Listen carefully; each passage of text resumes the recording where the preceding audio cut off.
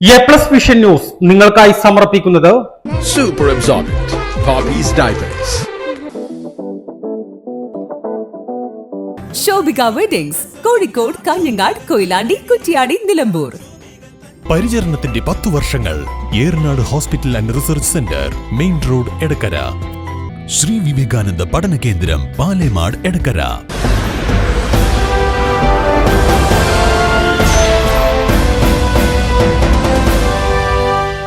ഉപതെരഞ്ഞെടുപ്പുകളിൽ sitting സീറ്റുകൾ നിലനിർത്തി മുന്നണി. വയനാട്ടിൽ പ്രിയങ്ക തരംഗം. 2024 രാഹുൽ ഗാന്ധിയുടെ ഭൂരിപക്ഷത്തെയും മറികടന്ന് പ്രിയങ്ക ഗാന്ധി. ഉപതെരഞ്ഞെടുപ്പ് ഫലങ്ങൾ പുറത്തേക്ക് വരുമ്പോൾ വയനാട്ടിൽ പ്രിയങ്ക ഗാന്ധി 2024 രാഹുൽ ഗാന്ധി നേടിയ 3,64,000 വോട്ടിനെ മറികടന്നുകൊണ്ട് 4,04,000-ലേറെ വോട്ടുകൾ നേടിക്കൊണ്ട് മിന്നുന്ന വിജയമാണ് നേടിയിരിക്കുന്നത്. പോളിംഗ് കുറഞ്ഞപ്പോഴും ഭൂരിപക്ഷത്തിൽ പ്രിയങ്ക ഗാന്ധിക്ക് വലിയ മുന്നേറ്റമുണ്ടാക്കാൻ കഴിഞ്ഞിരിക്കുന്നു. പോൾ ചെയ്തതിൽ ഏകദേശം 71% വോട്ടുകൾ പ്രിയങ്ക ഗാന്ധി സ്വന്തമാക്കിയതിലൂടെയാണ് ഈ വലിയ നേട്ടത്തിലേക്ക് കുതിച്ചിരിക്കുന്നത്. എന്നാൽ 2019 രാഹുൽ ഗാന്ധി കേരളത്തിൽ ചരിത്ര വിജയം നേടിയ 4,31,000 മറികടക്കാൻ പ്രിയങ്ക ഗാന്ധിക്ക് കഴിഞ്ഞിട്ടില്ല എന്നുള്ളതും ശ്രദ്ധേയമാണ്. നമുക്കറിയാം, വലിയ ഒരു പോരാട്ടമായിരുന്നു വയനാട്ടിലും അതേപോലെ തന്നെ ചേലക്കരയിലും പാലക്കാടുമൊക്കെ നടന്നത്. വേറുറ്റ വാശിയേറിയ മത്സരമായിരുന്നു. എന്നാൽ വയനാട്ടിൽ പോളിംഗ് ശതമാനം 8% കുറഞ്ഞ് 62.72 വീണപ്പോൾ വലിയ ഒരു ചർച്ച വന്നിരുന്നു.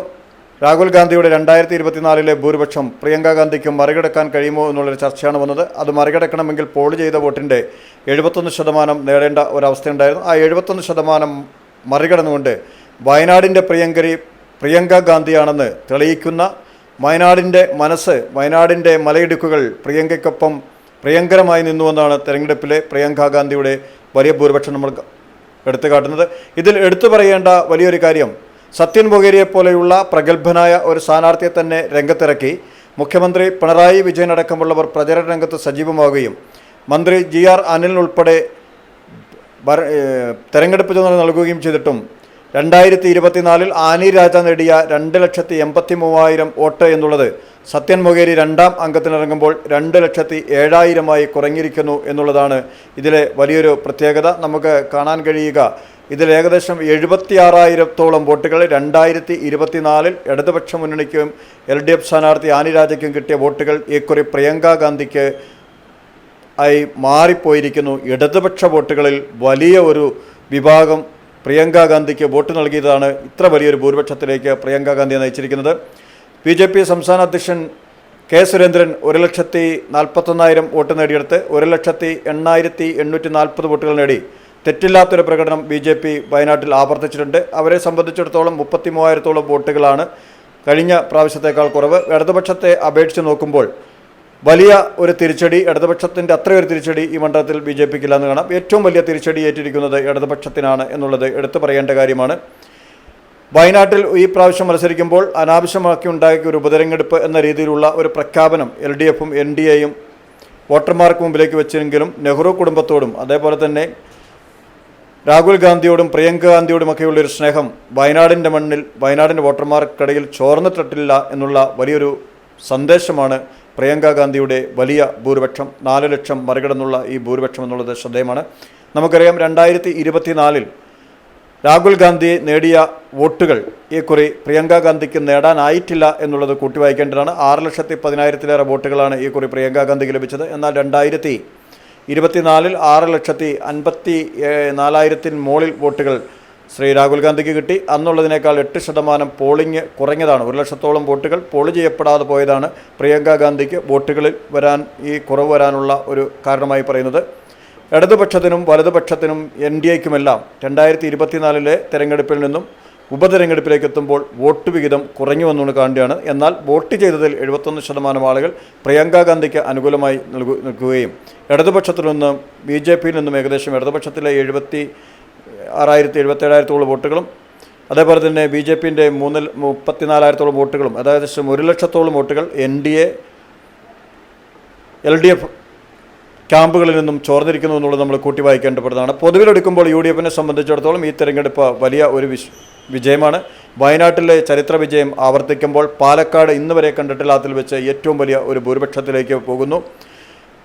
രാഹുൽ മാക്കൂട്ടം പാലക്കാട് പിടിച്ചിരിക്കുന്നത് 18,840 വോട്ടുകൾക്കാണ്. ഇത് പാലക്കാടിൻ്റെ ചരിത്രത്തിൽ വലിയൊരു മുന്നേറ്റമാണ് ഉണ്ടാക്കിയിരിക്കുന്നത് എന്നുള്ളത് ശ്രദ്ധേയമാണ്. വലിയ തോതിൽ BJPയുടെ വോട്ട് ഷെയർ കുറഞ്ഞു പോയിരിക്കുന്നു. കഴിഞ്ഞ പ്രാവശ്യത്തിൽ നിന്നും വലിയ തോതിൽ 37ലേക്ക് വോട്ട് ശതമാനം കുറഞ്ഞിരിക്കുന്നു. ഏകദേശം ഒരു 6% വോട്ടിൻ്റെ കുറവ് BJPക്ക് ഉണ്ടായിരിക്കുന്നു നമ്മൾ കാണുന്നു. 37,000 വോട്ടുകളോളം പിടിച്ചുകൊണ്ട് LDF സ്ഥാനാർത്ഥി 36% വോട്ട് വിഹിതം ഒരു 37% എത്തിച്ചിരിക്കുന്നു എന്ന് നമുക്ക് കാണാൻ കഴിയും. അത് നേരിയ വർധനമാണ് BJPയുടെ LDF ഉണ്ടായിരിക്കുന്നത്. എന്നാൽ വലിയ ഒരു മുന്നേറ്റം ഇവിടെ ഉണ്ടാക്കിയിരിക്കുന്നത് നമുക്കറിയാം. ഇവിടെ വലിയൊരു മുന്നേറ്റം ഉണ്ടാക്കിയിരിക്കുന്നത് UDF ആണ്. UDFൻ്റെ വോട്ട് ഷെയർ 42% ഇക്കുറി. കഴിഞ്ഞ പ്രാവശ്യത്തേക്കാൾ ഏകദേശം 38.42% ഉണ്ടായിരുന്നതാണ് ഇക്കുറി 42% മുകളിലേക്ക് 42.71 കടന്നിരിക്കുന്നത്. ചേലക്കരയിൽ UDFന് അട്ടിമറി വിജയം സമ്മാനിക്കാൻ കഴിഞ്ഞില്ലെങ്കിലും വലിയ തോതിലുള്ള വോട്ട് വർധനവ് രമ്യ ഹരിദാസ് നടത്തിയിരിക്കുന്നു. വോട്ട് ഷെയറിലും വലിയ ഒരു വ്യത്യാസം നടത്തിയിരിക്കുന്നു. 42% ഉള്ള ഒരു വലിയ വോട്ട് ഷെയർ ഈ കുറി നടത്താനായി എന്നുള്ളത് രമ്യ ഹരിദാസിനും ഒരു നേട്ടമായി പറയാം. അതേസമയത്ത് ഇടതുപക്ഷത്തെ സംബന്ധിച്ചിടത്തോളം സംസ്ഥാന സർക്കാരിനെതിരെയുള്ള വലിയ ഒരു ഭരണവികാരം ഉണ്ടാകുമെന്നും ചേലക്കര പിടിക്കുമെന്നുമൊക്കെയുള്ള UDFൻ്റെ വാദത്തിനും സംസ്ഥാന സർക്കാരിനെതിരെ ജനവിധി ഇല്ല എന്ന് കാണിക്കുന്നതിനുമുള്ള വലിയ ഒരു നേട്ടമായി ചേലക്കരയിലെ വിജയം മാറുകയാണ്. കഴിഞ്ഞ ലോക്സഭാ തെരഞ്ഞെടുപ്പിൽ 5000 വോട്ടായിരുന്നു UDFും LDFും തമ്മിലുള്ള വ്യത്യാസമെങ്കിൽ അതിൽ 12,000-ലേക്കാക്കി മാറ്റാൻ കഴിയുന്നു എന്നുള്ളത് ഇടതുപക്ഷത്തെപ്പറ്റി അവർക്ക് വലിയ നേട്ടമാണ് ഉണ്ടായിരിക്കുന്നത്. അവർക്ക് പറഞ്ഞു നിൽക്കുവാനും ഈ ഭരണത്തിനെതിരെ വികാരമില്ലെന്ന് തെളിയിക്കുവാനുമുള്ള ഒരു ചരിത്ര വിജയം ആണ് ഇപ്പോൾ UR പ്രദീപിലൂടെ ചേലക്കരയിൽ സമ്മാനിച്ചിരിക്കുന്നത്. അപ്പോൾ തന്നെ നമുക്ക് കാണാൻ കഴിയും, കഴിഞ്ഞ 2021 നിയമസഭാ തെരഞ്ഞെടുപ്പിൽ 39,000-ഓളം വോട്ടുകൾക്കാണ് അവിടെ കെ രാധാകൃഷ്ണൻ വിജയിച്ചത്. അന്ന് കെ രാധാകൃഷ്ണന് 52%, 53-54% വോട്ട് വിഹിതം ലഭിച്ചിരുന്നു. അതേക്കുറി 42-43 കുറയുന്നു എന്നുള്ളത് വലിയൊരു ഇതാണ്. മാത്രമല്ല 27,000-ഓളം വോട്ടുകളാണ് 2021 നിയമസഭാ തെരഞ്ഞെടുപ്പുമായി തട്ടിച്ചു നോക്കുമ്പോൾ ഇടതുപക്ഷത്തിന് അവിടെ കുറവുണ്ടായിരിക്കുന്നത്. ഇടതുപക്ഷത്തിന് ഈ കുറി സഹായമായത് UDFിലെയും മറ്റ് കക്ഷികളിലെയും ഭിന്നിപ്പാണ്. PV അൻവറിൻ്റെ DMK 4,000 വോട്ടുകൾ പിടിക്കുകയും BJP ചരിത്രത്തിൽ ആദ്യമായി 21%-ലേറെ വോട്ടുകൾ നേടിക്കൊണ്ട് അവരുടെ വോട്ട് വിഹിതം 34,000 വോട്ടിലേക്ക് വലിയ മാറ്റം വരുത്തിയിരിക്കുന്നു. 2021 24,000 വോട്ട് മാത്രമായിരുന്ന BJP ഇക്കുറി 34,000-ലേക്ക് എത്തുന്നു. ഈ വോട്ടുകളെല്ലാം കൂടി ഇടതുപക്ഷ വിരുദ്ധ വോട്ടുകളെല്ലാം മറ്റ് 3 സ്ഥാനാർത്ഥികളായി ഭിന്നിച്ചു പോയതും ഇടതുപക്ഷത്തിന് ഈ സമയം നേട്ടമാണ്. എന്തായാലും സംസ്ഥാനത്ത് ഭരണവിരുദ്ധ വികാരമില്ല. സംസ്ഥാന സർക്കാർ 3ാം പ്രാവശ്യം അധികാരത്തിൽ വരും. അതിനുള്ള സൂചനയാണ് ചേലക്കരയിൽ എന്നാണ് CPM സംസ്ഥാന സെക്രട്ടറി B. ഗോവിന്ദൻ പറയുന്നത്. ഉപതെരഞ്ഞെടുപ്പ് ഒരിക്കലും BJPക്ക് മുന്നേറ്റം ഉണ്ടാക്കാൻ കഴിഞ്ഞിട്ടില്ല. കഴിഞ്ഞകാല ഉപതെരഞ്ഞെടുപ്പിൽ പരിശോധിച്ചാൽ എക്കാലവും BJPക്ക് വോട്ടുകൾ കുറയുകയാണ് ചെയ്തത്. അതാണ് പാലക്കാടും ഉണ്ടായിരിക്കുന്നത്. ആ കാര്യങ്ങൾ പരിശോധിക്കുമെന്ന് BJP സംസ്ഥാന പ്രസിഡന്റ് K. സുരേന്ദ്രൻ പറയുമ്പോൾ UDF തരംഗമാണ് കേരളത്തിലുണ്ടായത്. അത് പാലക്കാടും ചേലക്കരയിലും അതേപോലെ തന്നെ വയനാട്ടിലും ഉണ്ടായി എന്നാണ് UDF പറയുന്നത്. ചേലക്കരയിൽ സാങ്കേതികമായി പരാജയപ്പെട്ടാലും വലിയ തോതിൽ വോട്ട് വർധനം ഉണ്ടാക്കാൻ കഴിഞ്ഞിരിക്കുന്നു എന്നുള്ള നേട്ടമായി UDF പറയുന്നു. എന്തായാലും ഈ തെരഞ്ഞെടുപ്പ് കോൺഗ്രസിനെയും UDFിനെയും സംബന്ധിച്ചിടത്തോളം ഒരു ചരിത്ര വിജയമാണ് നേടിയിരിക്കുന്നത്. അവരെ സംബന്ധിച്ചിടത്തോളം 2 മുന്നണികളെ സംബന്ധിച്ചിടത്തോളം അടുത്ത വർഷം തദ്ദേശ സ്വയംഭരണ തെരഞ്ഞെടുപ്പ് നടക്കാൻ പോകുന്നു. 2026 നിയമസഭാ തെരഞ്ഞെടുപ്പ് നടക്കാൻ പോകുന്നു. ഇതിനൊക്കെ മുന്നോടിയായി UDFിൻ്റെ കേന്ദ്രങ്ങളിൽ വലിയ ആത്മവിശ്വാസം പകരുന്നതാണ് ഈ തെരഞ്ഞെടുപ്പ് ഫലങ്ങൾ. എന്നാൽ തങ്ങളോടുള്ള ജനങ്ങളുടെ പിന്തുണ കുറയുന്നില്ല. 3ാമതും LDF സംസ്ഥാനത്ത് അധികാരത്തിൽ വരുമെന്നതിൻ്റെ ചൂണ്ടുപലകയാണ് ചേലക്കരയെന്ന് ചൂണ്ടിക്കാട്ടി ഇടതുപക്ഷവും പ്രതികരിക്കുമ്പോൾ വരും ദിവസങ്ങളിൽ രാഷ്ട്രീയ ചർച്ചകൾ കൊഴുക്കും. എന്തായാലും ഈ ഉപതെരഞ്ഞെടുപ്പിൽ മൊത്തം നമ്മൾ പരിശോധിച്ച് നോക്കുമ്പോൾ കോൺഗ്രസിനു തന്നെയാണ് കൂടുതൽ നേട്ടം എന്നുള്ളത് കാണാൻ കഴിയും. എന്തായാലും വയനാട്ടിലെ പ്രിയങ്ക ഗാന്ധിയുടെ വിജയം ചരിത്ര വിജയമാവുകയാണ്. കന്നി അംഗത്തിൽ 4 ലക്ഷത്തിലേറെ വോട്ടുകൾ നേടിക്കൊണ്ടാണ് പ്രിയങ്ക ഗാന്ധി പാർലമെൻറ്റിലേക്ക് വരുന്നത്. നാളെ ലോക്സഭാ സമ്മേളനം ആരംഭിക്കാനിരിക്കെ നാളെ തന്നെ സത്യപ്രതിജ്ഞ ചെയ്യുവാനുള്ള അവസരവും പ്രിയങ്ക ഗാന്ധിക്കുണ്ടാവും. പ്രിയങ്ക ഗാന്ധിയുടെ സത്യപ്രതിജ്ഞ നാളെ ഉണ്ടാകുമോ എന്നാണ് ഇനി അറിയാനുള്ളത്. എന്തായാലും UDF കേന്ദ്രങ്ങളിൽ അമിത ആഹ്ലാദം അലതൊല്ലുകയാണ്. പ്രത്യേകിച്ച് കോൺഗ്രസിനേക്കാൾ ആവേശത്തിലാണ് മുസ്ലിം ലീഗിൻ്റെ പ്രവർത്തകർ.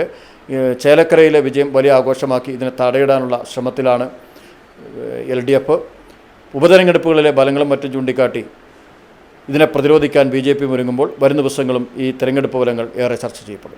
Eranad hospital and research centre 10ാം വാർഷികാഘോഷങ്ങളുടെ ഭാഗമായി പുതിയ സേവനങ്ങൾ ജനങ്ങൾക്ക് സമർപ്പിക്കുന്നു. എടക്കരയിൽ ആദ്യമായി ലേബർ സ്യൂട്ടോട് കൂടിയ ഡെലിവറി കോംപ്ലക്സ്, അന്താരാഷ്ട്ര നിലവാരത്തിൽ സജ്ജീകരിച്ച ലെവൽ 3 NICU, അഡ്മിറ്റ് രോഗികൾക്കായി പ്രീമിയം ഡീലക്സ് റൂമുകളോട് കൂടിയ ന്യൂ ബ്ലോക്ക്, 24 മണിക്കൂറും പ്രവർത്തിക്കുന്ന എമർജൻസി ട്രോമ കെയർ യൂണിറ്റ്, സർജറികൾക്കായി ആധുനിക സംവിധാനങ്ങളോട് കൂടിയ operation theatre, keyhole surgery unit, മുഴുവൻ സമയം scanning unit, x ray lab, physiotherapy സേവനങ്ങൾ തുടരുന്നു. പരിചരണത്തിന്റെ 10 വർഷങ്ങൾ. Eranad hospital and research centre, main road, Edakkara.